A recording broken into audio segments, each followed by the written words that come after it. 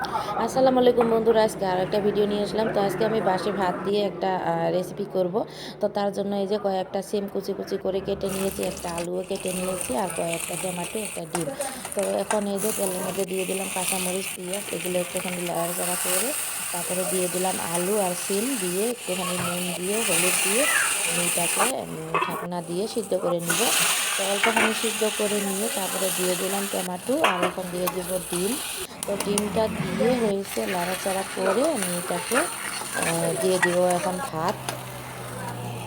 তো এই যে এইরকম ভাজা ভাজা করে তারপরে দিয়ে দিলাম ভাত।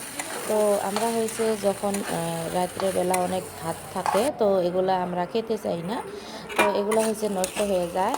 একটুখানি যত্ন করে এভাবে যদি ভাজা করে ছেলে মেয়েকে দেওয়া যায়, খুব কিন্তু ভালোভাবে খেয়ে নেয়। তো দেখো কি সুন্দরভাবে আমি এই ভাতটাকে রান্না করে নিলাম।